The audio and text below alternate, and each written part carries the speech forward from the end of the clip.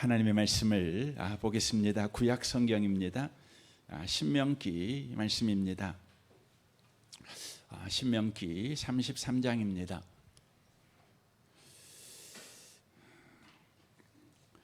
33장 12절 말씀을 보겠습니다. 신명기 33장 12절입니다. 한 절 말씀입니다. 기록된 말씀을 우리 같은 목소리로 읽도록 하겠습니다. 베냐민에 대하여는 일렀으되 여호와의 사랑을 입은 자는 그 곁에 안전히 살리로다. 여호와께서 그를 날이 마치도록 보호하시고 그를 자기 어깨 사이에 있게 하시리로다. 아멘. 아멘. 이 밤에 함께 예배하는 모든 분들 가운데 이 말씀의 축복이 함께 하시기를 주님의 이름으로 축원합니다. 이 말씀에 의해서 신명기 강의 142번째 말씀을 드리도록 하겠습니다. 오늘은 베냐민에 대한 축복의 말씀입니다. 모세는 지금 죽음을 앞두고 마지막 사명을 감당하고 있습니다. 그리스도인들의 마지막 사명은 축복하는 것입니다. 여러분의 마지막 일을 다 하고 천국 가시는 분들이 꼭 되셨으면 좋겠습니다. 온수를 갚아다오 이 말 하고 천국 가지 마시고 마음껏 축복하시고 여러분 힘이 지나여서 그렇게 평안 중에 천국에 입성하는 그런 은혜를 입는 분들이 꼭 되셨으면 좋겠습니다. 이제 모세가 12지파를 한 명 한 명씩 한 지파씩 축복하고 있는데 오늘은 베냐민 지파에 대해서 이렇게 축복하고 있습니다.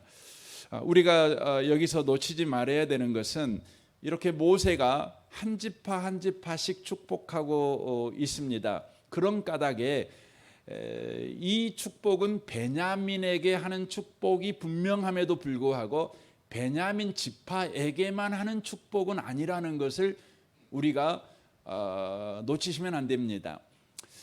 베냐민의 지파에게 축복하는 것이지만 이것은 신약의 모든 그리스도인들에게 하는 축복이라는 것을 우리가 기억하셔야 합니다. 그러니까 이 모세가 하고 있는 12지파에 대한 축복은 신약의 모든 그리스도인들에게 주는 축복, 그러니까 신약의 모든 그리스도인들은 12지파에게 하는 축복을 몽땅 받은 여러분 신분을 가진 자라는 것을 우리가 놓치시면 안 됩니다.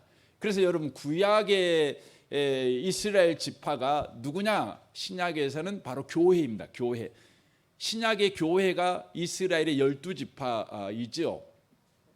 그래서 여러분의 삶을 이해하실 때에 12지파에게 하신 하나님의 축복의 면면을 여러분이 살펴보시면 여러분이 그리스도인으로서 여러분의 인생이 무엇인가를 바르게 이해할 수 있습니다.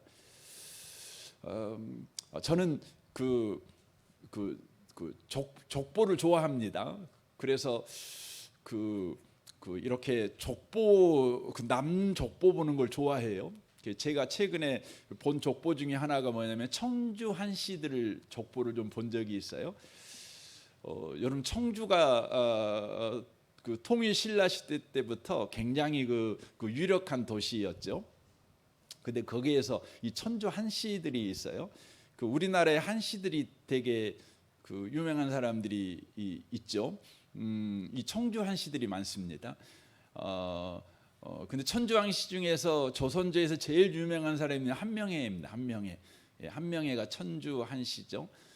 그의 딸이 2명이나 왕후가 되잖아요. 굉장하죠.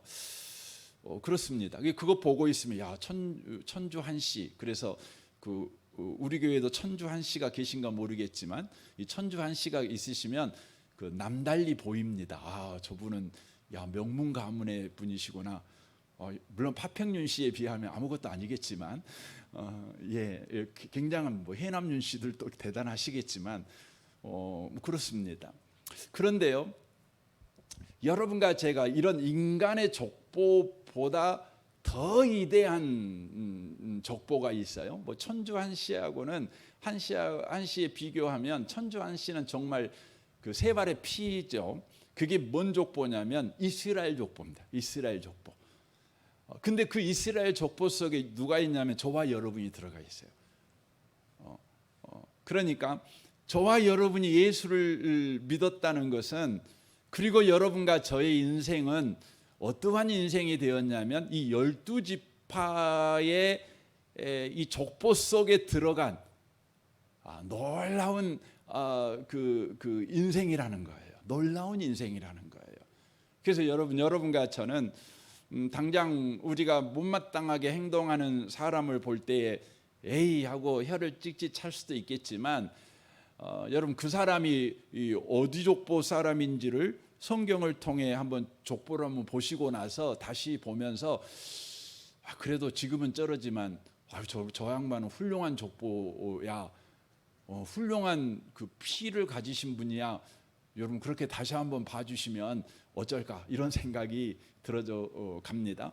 그래서 성경에 나와 있는 그 우리 교회 여러분 예수 믿는 성도님들의 족보를 여러분 꼭 확인해 보십시오. 굉장합니다. 특별히 마태복음 1장에 보면 아브라함과 다윗의 자손 예수 그리스도의 세계라고 쫙 나오잖아요. 근데 이 아브라함으로부터 시작한 이스라엘 족보가 예수님으로부터 새로운 족보로 이제 바뀌게 되는데, 마태복음 1장에서는 아브라함부터 시작된 그 족보가 예수님까지는 전부 다 어떤 족보냐면 훌륭한 족보지만 그들의 결론은 다 죽어요. 그리고는 이제 예수님으로부터 새로운 족보가 시작되는데 생명의 족보가 시작이 돼요. 생명의 족보. 이게 이제 마태복음 1장 이야기입니다. 그러니까 예수님이 다만 아브라함의 후손으로 왔다, 다윗의 후손으로 왔다, 이것을 이야기하고 있는 것이 아니라 아브라함과 다윗의 자손 예수 그리스도의 세계라, 그러면 아브라함으로부터 시작되고 다윗으로부터 연결되었던 이스라엘의 족보. 하지만 그 족보는 결국은 죽어버리는 족보예요. 그런데 그 족보가 이제 끝나고 새로운 족보가 시작되었는데 예수 그리스도의 족보다. 세계라는 말은 그 족보라는 말이거든요. 계보라는 거죠. 예수 그리스도의 족보가 열린다, 이 말입니다.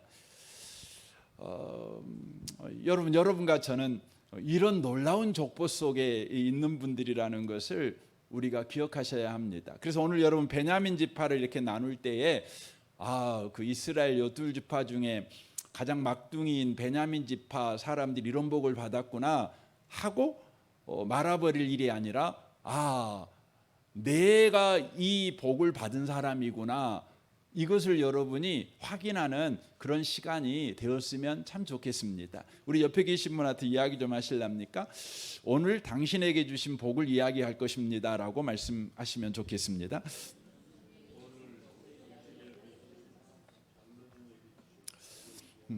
예. 근데 오늘 복을 여러분 보시면 이렇게 되어 있어요. 12절 보시겠습니다. 베냐민에 대하여 이르렀을 때 여호와의 사랑을 입은 자는 그 곁에 안전히 살리로다.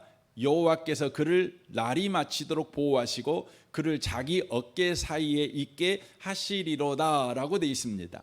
그를 자기 어깨 사이에 있게 하시리로다 라는 표현을 그림으로 표현하면 이런 거지요.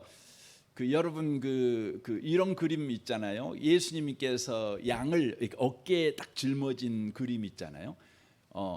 어린 양을 어깨에 짊어지신 예수님. 그 그림 보시면 여러분 어떤 생각이 드세요?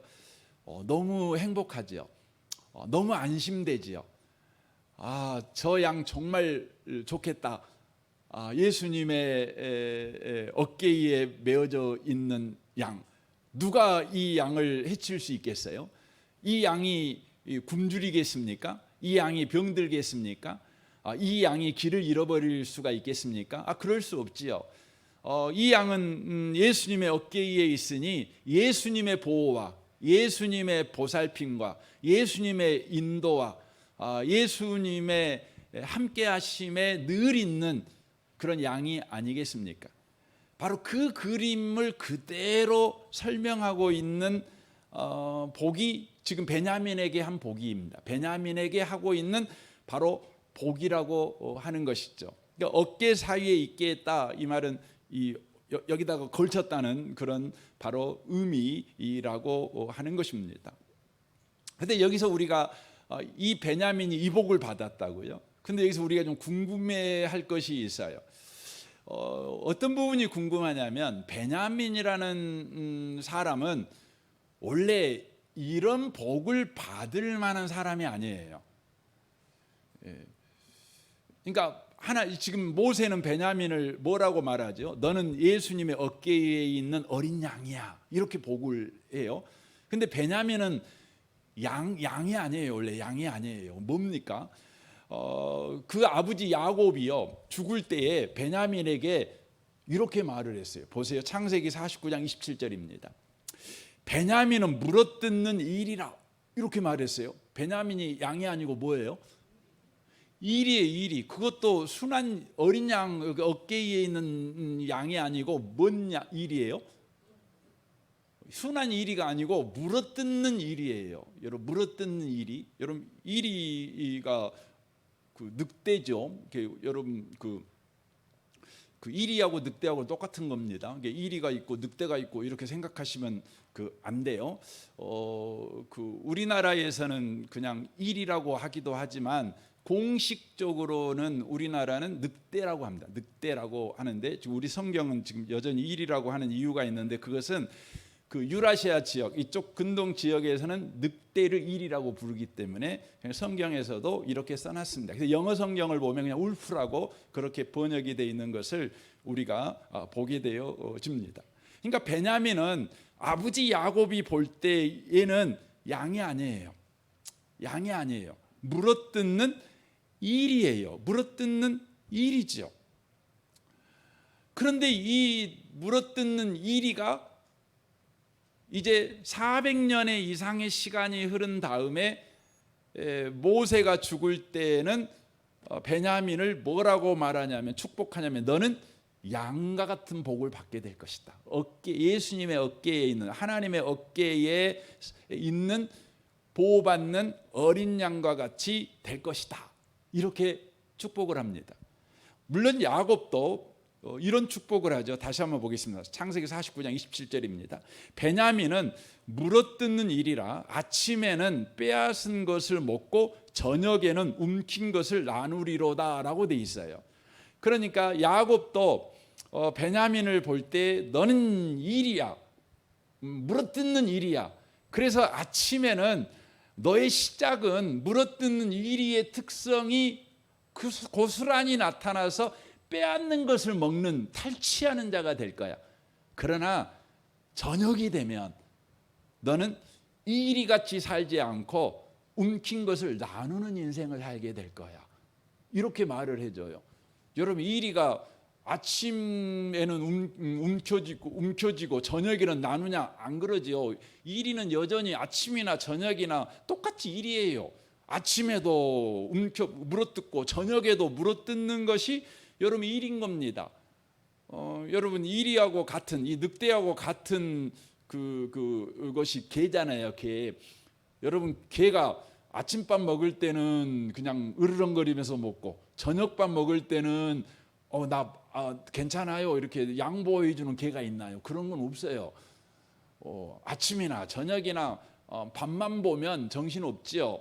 건들면 물지요. 이리는 그런 것입니다. 그런데 야곱도 뭐라고 말하냐면, 아침에는 네가 그렇게 되겠지만 저녁에는 너 변화될 거다. 그러니까 처음은 너는 그러겠지만 너의 끝은 나누는 인생을 살게 될 것이다. 이렇게 이야기를 하고 있는 것입니다. 저는 이 시간, 짧은 시간이지만, 베냐민이 이 이리가 어떻게 양이 될 수 있는가, 이 부분을 좀 나누었으면 좋겠습니다. 베냐민이 물어뜯는 이리가 된 이유가 있어요. 베냐민은 야곱의 막내 아들이죠. 야곱에게는 12아들이 있었는데 그 12아들 가운데 막둥이가 누구냐면 베냐민입니다. 베냐민은 여러분이 잘 아는 것 같이 야곱에게는 4명의 아내가 있었잖아요. 근데 4명의 아내 가운데 야곱이 사랑한 아내는 딱 1명밖에 없어요. 다른 아내들은 어쩌어쩌 하다 보니까 아내가 돼버린 거죠. 진짜 사랑했던 여인은 한 명밖에 없죠. 그게 누굽니까? 라헬이죠. 라헬이 두 아들을 낳았죠. 요셉과 베냐민을 낳게 됩니다. 그런데 이 라헬이 베냐민, 자기에게는 둘째지요. 이 둘째인 베냐민을 낳다가 그 상고 때문에 어떻게 되냐면 죽습니다. 그러니까 그 베냐민은 어머니의 젖을 먹지 못하고 다른 사람의 유모의 젖을 먹고 이제 자라는 거죠. 혹은 뭐 다른 엄마의 젖을 먹고 자라는 유복자가 되는 것입니다. 라헬은 죽으면서요, 이 아들을 생각할 때 의미 없이 인생을 살아야 돼요. 살아야 될 걸 생각하니까 얼마나 여러분 안타깝겠어요. 그러니까 이 젖도 물리지 못하고 떠나야 되는 자기 자신이 너무 슬프고, 그런 상황에서 살아야 될 베냐민을 생각하니까 또 너무 슬프고, 그래서 죽을 때에 이 아들의 이름을 짓죠. 뭐라고 짓습니까? 베논이라고 이름을 짓습니다. 베논이. 이 베논이라는 뜻은 무슨 뜻이냐면 슬픔의 아들이라는 뜻입니다. 슬픔의 아들.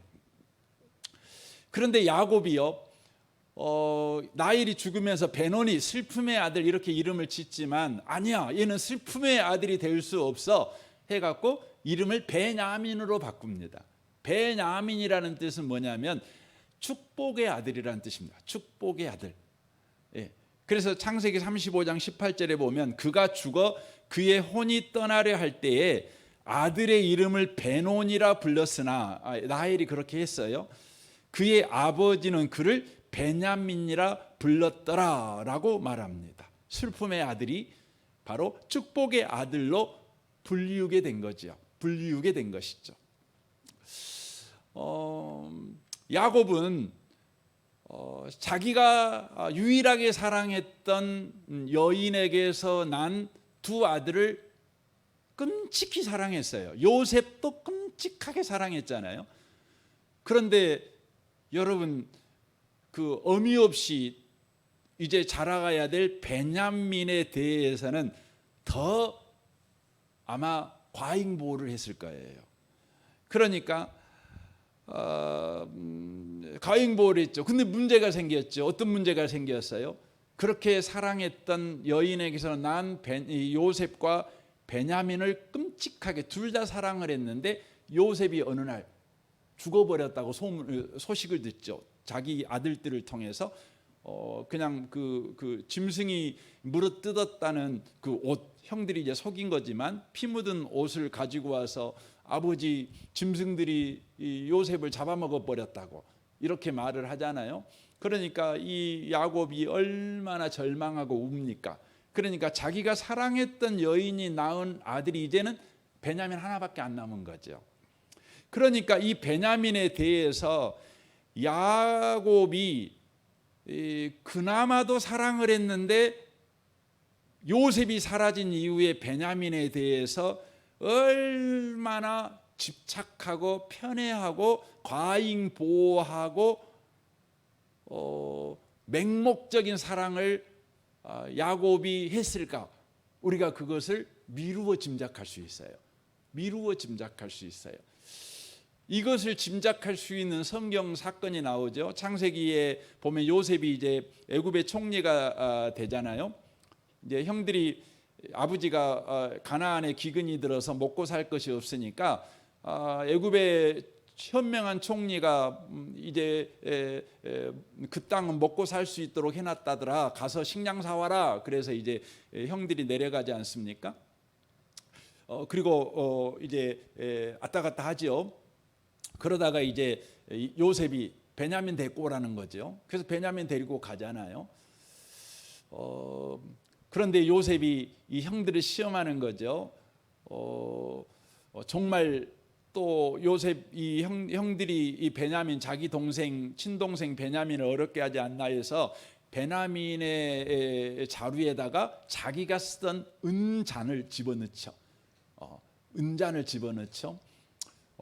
그래가지고 억지로 도둑놈으로 몰아가지고 베냐민을 잡아둡니다. 이제 베냐민을 데리고 갈 수 없는 상황에 이제 빠진 것이죠. 그때 유다가 나서가지고 요셉에게 이렇게 간청을 합니다. 이렇게 말을 합니다.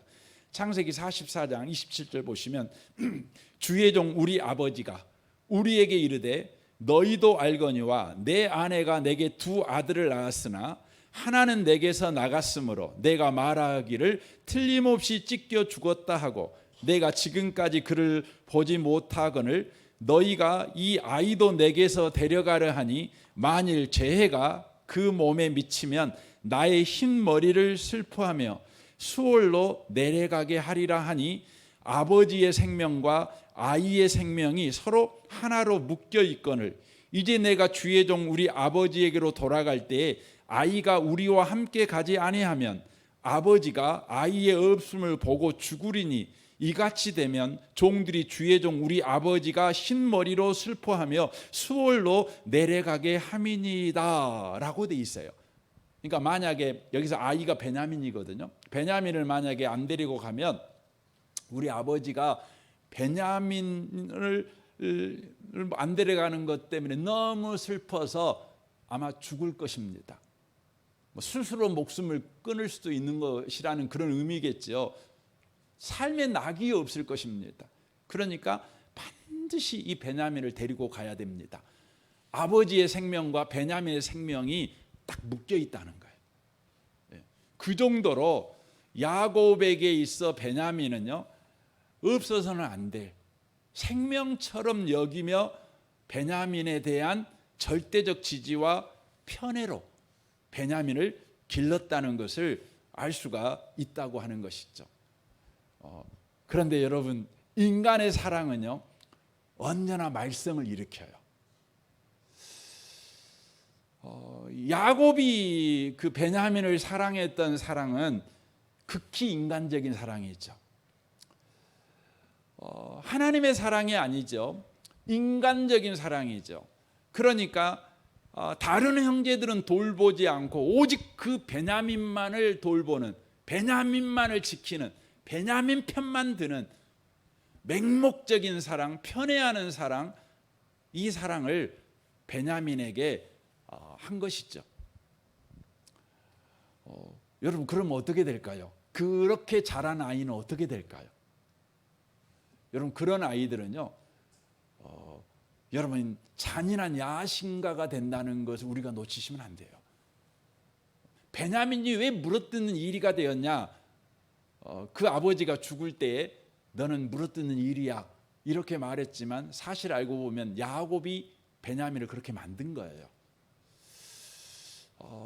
맹목적인 사랑, 편애, 지지, 보호, 이것이 결국은 베냐민을 물어뜯는 일이 자기밖에 모르는, 그러니까 자기 것은 절대 누구한테 안 뺏겨요. 그리고 자기 것이라고 생각하는 건 반드시 뺏어와 버려야 되는 그런 인간을 만들어 버린 거예요. 요즘 중국에서 그런 말이 있잖아요. 중국의 요즘 아이들을 소황제라고 그러잖아요. 소황제. 예, 예. 왜 소황제라는 말이 나옵니까? 중국 개혁 개방을 이제 등소평 때 이제 하면서 중국이 이제 잘 살아야 된다. 근데 잘 살려다 보니까 인구가 너무 많은 거예요. 그러니까 가난한데 그냥 애들만 그냥 주렁주렁 있으면 더 가난해지잖아요. 그러니까 잘 살아보세 해서 1979년부터 중국에서 했던 일이 뭐예요? 산하 제한을 한 거죠. 그래서 한 가정에 한 자녀만 낳게 한 겁니다. 한 자녀만 낳게 한 것이죠.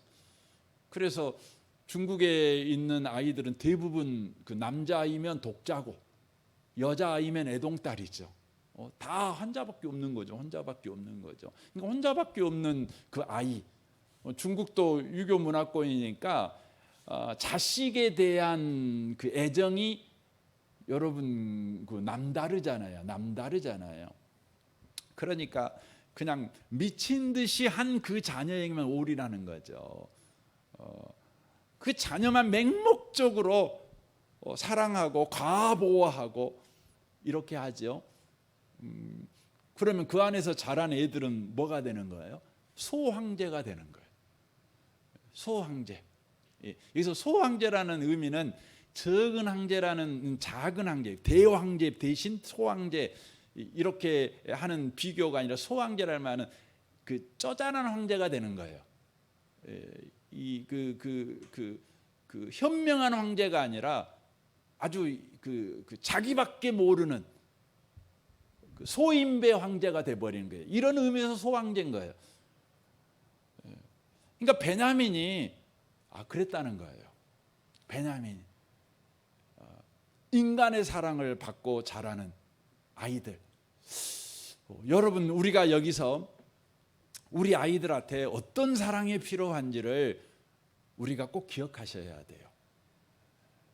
여러분, 우리 아이들에게 필요한 것은 부모의 사랑보다 여러분 하나님 사랑이 필요해요. 그러니까 부모는 아이를 직접적으로 사랑해야 될 대상이 아니라 하나님의 사랑으로 인도해야 될 중간 다리라는 걸 놓치시면 안 돼요. 그러니까 하나님과 자녀 사이에 있는 부모가 아니라 하나님과 자녀 사이에 비껴서서 아이들을 하나님께 인도하는 역할이 부모의 역할이라는 거죠. 근데 야곱은 하나님과 베냐민 사이에 서서 있었어요. 그러니까 하나님의 사랑이 베냐민에게 직접 전달되게 하는 것이 아니라 야곱을 통해 간접적으로 전달을 되게 하는 거죠. 근데 야곱이 하나님의 사랑을 받았지만 그걸 바르게 전달할 수 있는 여러분 사람이 아니에요. 여러분, 부모인 저와 여러분은 우리를 늘 인정해야죠. 우리라는 존재는 하나님의 사랑을 순전하게 내 자녀에게 전달할 수 있는 순전한 통로는 아니에요. 우리들은요, 다들 지금까지 살아온 고집도 있고 경험도 있고, 그래서 하나님이 우리를 사랑한 사랑을 자녀에게 흘려보낼 때는 우리가 우리의 인생을 거기에 가공해 가지고, 그래서 하나님 사랑을 불량식품 만들어 가지고 거의 대부분 전달해요. 우리 그렇죠. 베냐민이 그렇게 해서 만들어졌다는 거죠. 그래서 우리는요, 이 베냐민이 물어뜯는 이리가 된 것을 보면서 우리가 다시 한번 하나님께 은혜를 구하셔야 돼요. 우리에게는 한계가 있죠. 우리가 자식들을 사랑하죠. 그런데 우리의 사랑이 우리 자식들을 정말 베냐민을 물어뜯는 이리를 만들어내는가, 아니면 정말 경건한 그리스도인을 만들어내는가, 그 부분에 대해서 우리가 함부로 자신할 수가 없는 형편에 살고 있죠. 그래서 우리는 언제나 우리 부모된 분들은요, 자녀들을 위해서 기도할 때마다 하나님, 내가 내 자녀를 하나님의 사랑으로 사랑하기를 최선을 다하고 있지만 주님, 언제나 불쌍히 여겨 주십시오. 너무나 내가 못났고 너무나 우리가 잘못된 사랑을 하고 있는 사람이라는 것, 우리가 잘못을 하고 있는 줄도 모르고 사랑할 때가 많사오니 주님, 우리를 불쌍히 여겨주시고 언제나 하나님께서 직접 우리 자녀들을 사랑해 주십시오. 여러분과 제가 구해야 될 기도 제목인 줄 압니다. 그래서 여러분, 이스라엘 역사 속에서 보면 이 베냐민이라는 이 지파가요, 정말 막 나가는 지파입니다. 막 나가는 지파입니다. 그 베냐민 지파가 저질렀던 일들이 되게 많지만 그 사울이요, 베냐민 지파 사람이, 그 사울 왕이 베냐민 지파 사람인데, 이 사람이 이 자기를 소개할 때 그 사무엘상 9장 21절에 이렇게 소개해요. 사울이 대답하여 이르되 나는 이스라엘 지파의 가장 작은 지파 베냐민 사람이 아니니까라고 말합니다. 그러니까 이스라엘에게 12지파가 있는데 그 12지파 중에서 가장 숫자적으로 작은 지파가 어디였냐면 베냐민 지파였어요. 이게 처음부터 그런 건 아니에요. 베냐민 지파가 못돼 먹어가지고 베냐민 지파가 가장 작은 지파가 돼버렸어요. 여러분이 사사기 19장과 20장을 보면 참 그 말로 담기도 참 어려운 사건이 일어납니다. 사사시대인데요. 사사기 19장 20장 이렇게 보면 그런 이야기가 나와요. 사사시대인데 그때 이제 네이인들이 타락을 합니다. 오늘날로 말하면 목회자들이죠. 그러니까 너무너무 타락을 하는데 어느 정도 타락했냐면 이 네이인들이 첩이 있었어요. 첩이. 예. 그러니까 그 정도면 뭐 막 가는 거잖아요. 근데 이 네이인이 자기 아내한테나 잘해줘야 되는데 첩이 있으니까 첩한테 더 잘해주는 거죠. 근데 첩이 어느 날 삐져버렸어요. 삐져갖고 친정으로 가버렸어요. 그러면 내가 잘못 살아서 회개하고 굳건해야 되잖아요. 근데 또 찾아가요. 첩한테 찾아가갖고 사정해갖고 가자고 그러는 거죠. 이제 거기에서도 여러 가지 일이 있지만 어쨌든 이제 첩을 데리고 네인이 있었던 곳이 베들레헴이거든요. 이제 베들레헴으로 이제 돌아가는 거죠. 돌아가는 이제 길목에 이제 기브아라고 하는 곳에 도착을 합니다. 그래서 기브아라는 곳에서 하룻밤을 자게 돼요. 그리고 이제 베들레헴으로 가려고 하는 거죠. 근데 그때 기브아에 있는 깡패들이 어떤 남자가 그 여자를 데리고 이렇게 와서 하룻밤 잔다네 이 자기 동네에서 이 소식을 듣게 된 거죠. 근데 이 사람은 깡패들이에요. 그러니까 그 집을 싸고서 그 여자를 내놓으라는 거예요.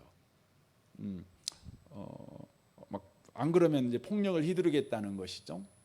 그러니까 네인이 어떻게 하냐면 정말 막 가는 네인이죠. 쳐얻은 것도 문제지만 네인이 자기를 보호하기 위해서 슬그머니 자기 첩을 떠밀어 밖으로 보내버려. 그래서 집단으로 성폭행을 당합니다. 그래가지고 그 다음 날 네인이 있는 집 앞으로 오는데 거기서 죽어버려요. 얼마나 폭력을 당했으면 죽어버립니다. 그러니까 네인이 분이 난 거예요. 분이 나가지고요. 이 네인이 이제 제사를 집행하는 사람이니까 제사용 칼이 있잖아요. 그 칼을 가지고 자기 죽은 이 첩의 시신을요 12동각을 냅니다.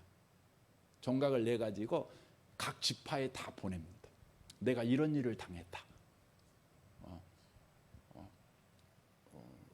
보냅니다. 그러니까 이스라엘 각 지파들이 일어납니다. 어떻게 이런 일을 할 수가 있냐? 이건 안 된다. 그래가지고 이스라엘의 지파가 연합군을 형성해가지고 그 연합군 숫자가 몇 명? 40만 명이나 됐어요. 40만의 연합군이 형성돼가지고 이제 베냐민 그 기브아라는 곳은 베냐민 지파의 땅이었어요. 와가지고 그 기브아에 있는 깡패들 내놔라 그런 거예요. 그랬더니 베냐민 지파 사람들이 내놓으면 되잖아요. 근데 우리 성을 쳐들어왔다고. 니들이 감히 우리 성에 쳐들어와? 아무리 저놈들이 잘못했지만 우리 성에 들어오는 건 용납이 안 돼 해갖고요. 여러분 이스라엘 연합군하고 베냐민하고 전쟁을 하게 됩니다. 전쟁을 붙게 됩니다. 근데 당시에 좀 전에 말씀드렸던 같이 이스라엘 연합군은 40만 명이었고 베냐민 지파는 몇 명이었냐면 2만 6천 명이었어요. 근데 물어뜯는 일이잖아요. 싸움을 아주 잘한다는 거예요. 그러니까 40만하고 2만 6천 명하고 전쟁이 붙은 거죠. 여러분 아무리 싸움 잘해도요. 여러분 숫자는 못 해보는 거예요. 숫자는. 세상 말로 다구리는 안 된다 그러잖아요. 붙어갖고 어떻게 됐습니까? 여러분 베냐민 지파의 2만 6천 명 가운데 2만 5,100명이 죽어요. 싹 죽는 거예요. 괴멸당하는 것입니다. 그래가지고 그때부터 베냐민 지파가 어떻게 돼요? 작은 지파가 돼요. 그러니까 베냐민 지파는 여러분 이 가나안 땅 이게 애굽에서 이렇게 나올 때에 민수기 1장을 보면 35,400명이라고 써져 있어요. 근데 이들이 40년 광야 생활을 하고 이제 가나안 땅에 들어가기 직전의 숫자는 45,600명. 그러니까 35,400명에서 45,600명으로 그 숫자가 10,000명가량이 불었잖아요. 그런데 이제 가나안 땅에 들어가서 다른 지파는 이제 숫자가 계속 느는 거죠. 근데 이 물어뜯는 일이, 그러니까 다른 지파와 좋은 관계를 맺을 수가 없는 거예요. 자기 건 절대 안 뺏겨요.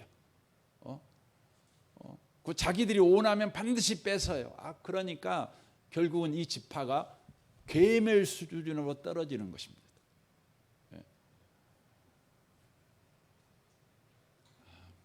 그런데요, 이런 일이 물어뜯는 일이 같은 베냐민 지파가 변화가 일어납니다.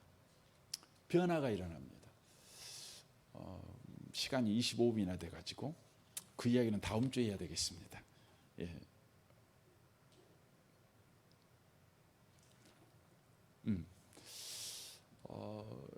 그 베냐민 지파의 변화 어떻게 일어나는가? 이거 굉장히 중요하죠. 이것은 저와 여러분의 변화를 또 보여주고 있는, 그러니까 우리의 변화가 어디서부터 오는가, 우리의 변화는 어떻게 가능한가, 이것을 사실은 보여주는 사건이 베냐민 지파의 변화입니다. 그 물어뜯는 이리가 주님의 어깨 위에 있는 순한 양이 돼요. 어떤 사건이 있었는가? 2주 후에 뵙도록 하겠습니다. 예, 2주 후에 말씀드릴게요. 제가 다음 주에는 제가 필리핀 가야 돼갖고, 예, 오늘 여기까지만 좀 하겠습니다. 네. 우리 시간에 같이 한번 기도했으면 좋겠습니다.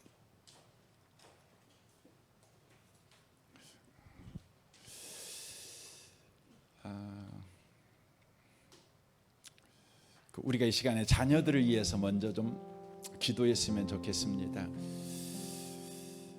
베냐민이 물어뜯는 이리가 돼버린 것은 아버지의 잘못된 사랑이 그렇게 만들어버린 것입니다.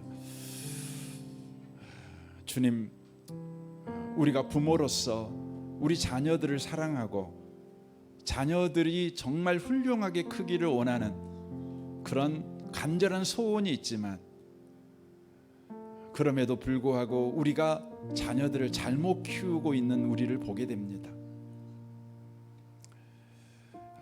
주님, 우리를 불쌍히 여겨주시고, 부모로서 해야 될 역할은 하나님의 사랑을 직접적으로 받는 아이가 되는 일에 안내자의 역할을 하는 우리가 되게 해 주옵소서.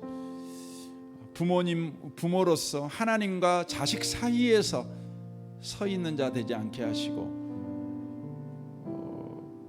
우리의 못남과 부족함을 불쌍히 여겨주시고, 주님, 우리 자녀들을 주님이 직접 통치해 주시고 사랑하여 주시고, 우리 자녀들이 하나님의 사랑을 직접 만나는 은혜를 허락하시옵소서. 우리가 이 밤에 그 부분을 놓고 특별히 기도하셨으면 좋겠습니다. 더 나아가서 하나님, 물어뜯는 이리 같은 베냐민이 주님의 어깨 위에 있는 순한 양으로 변화되었습니다. 우리도 물어뜯는 이리 같은 자이나 주의 어깨 위에 있는 순한 양의 복을 받은 자이오니, 이런 놀라운 변화가 우리 인생에 반드시 있을 거라는 믿음이 우리 가운데 생겨나게 하여 주옵소서. 우리는 예수 그리스도 안에 있는 족보 속에 있는 인생인 것을 우리가 이 밤에 다시 한번 믿는 믿음이 우리 가운데 있게 하여 주옵소서. 우리 같이 이 시간 한번 기도하기를 원합니다. 오 하나님 아버지, 감사합니다. 주님께서 우리에게 은혜를 허락하셔서 우리가 그리스도인이 되게 하셨습니다. 우리가 그리스도인이 되어 우리 자녀들도 훌륭한 그리스도인이 되기를 원하는 소원이 우리 가운데 있지만, 그럼에도 불구하고 우리 자녀들을 우리 그렇지 못하는 걸 보게 됩니다. 우리의 못남이, 우리의 어리석음이, 우리의 인간적인 열심과 노력이 우리 아이들을 망가뜨리고 있는 것을 보게 됩니다. 주여, 이 밤에 주의 인자와 긍휼을 구합니다. 주여, 우리를 불쌍히 여겨주시고 우리 아이들이 주님 안에 있는 인생, 주님 안에서 그렇게 변화되기를 허락하시옵소서. 하나님 아버지, 감사합니다. 우리를 야곱처럼 하나님을 믿는, 하나님 안에 있는 인생이 되게 하셔서 감사합니다. 예수를 믿게 된 이후에 우리 안에는 간절한 소원이 있습니다. 우리 자녀들이 예수 잘 믿고 하나님의 사람으로 그렇게 훌륭해지기를 원하는 소원이 있습니다.